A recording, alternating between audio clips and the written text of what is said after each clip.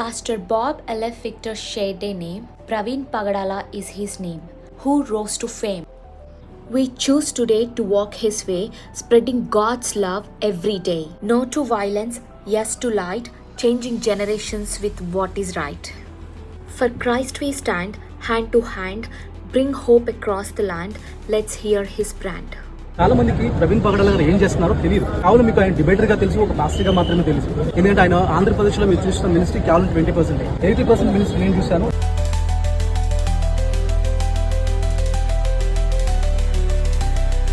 ఆయనకి 2 software companies ఉన్నాయి. ఇది హైదరాబాద్ లో, ఒకటి యూఎస్ లో. ఇది CEO ఆఫ్ సాఫ్ట్వేర్ కంపెనీ. దేవుని విలువలతో ఒక సాఫ్ట్వేర్ కంపెనీ. అది ఎట్లా ఉంటుంది అంటే, వాచ్మెన్ దగ్గర నుంచి మేనేజర్ వరకు అందరికీ ఈక్వల్ గా ఇన్సూరెన్స్ పాలసీ ఉంటుంది. బాస్ దగ్గర నుంచి వాచ్మెన్ వరకు అందరు కలిపి లంచ్ చేయాలి. సమానత్వం విలువలతో చూపించిన ఒక బిజినెస్ మ్యాన్. ఆయనకి 10 మంది పిల్లలు ఇప్పుడు ప్రస్తుతం. దాంట్లో 2 బయాలజికల్, 8 మంది అడాప్ట్. అందరు కలిసి ఉంటారు. వాళ్ళు ఆర్ఫనేజ్ అని వేరే చోట పెట్టి, వాళ్ళకి చోట వెళ్ళిన చోట పెట్టడం. ఇంతకుముందు 14 మంది పిల్లలు. సో ఒక పిల్లలు ఒక స్థాయికి వచ్చి వాళ్ళని మెచ్యూర్ చేసిన తర్వాత వాళ్ళు ఏం చేస్తారంటే, వాళ్ళు మన ఫ్యామిలీస్ దగ్గర పంపించేస్తారు. మళ్ళీ కొత్త మందిని తీసుకుంటారు. అంత మాత్రమే కాదు, ఈవెన్ నార్త్ లో కొన్ని విలేజెస్ లో పవర్ లేని వాళ్ళ ఏరియాలో ఆయన సోలార్ లైట్లు వేయించాడు. కోవిడ్ టైంలో ఈయన 18 బస్సులు వేశాడు. But nobody knows here. ఎవరికి తెలియదు. ఎందుకంటే నేను చెప్పేవారు, ఎందుకంటే నేను ఉన్నాను కాబట్టి.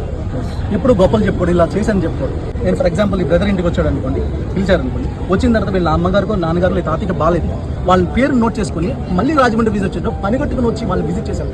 ఒకటి గుర్తుపెట్టుకోండి, అదేంటంటే this is a God's judgement on the human kind. వాక్యాన్ని సరైన రీతిలో అర్థం చేసుకుని ప్రజెంట్ చేసే స్పీకర్స్ తో రోజు రోజుకి తక్కువ అవుతున్నారు. ఇప్పుడు ఆయన లౌడ్ అండ్ సాఫ్ట్వేర్ కంపెనీస్ దెబ్బతింటారు. చాలా మంది పిల్లలు వాళ్ళకి అనాథలు అయ్యే ప్రమాదం ఉంది.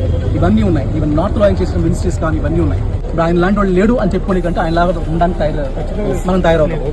అందుకని నేను చెప్తున్న మాట ఏంటంటే,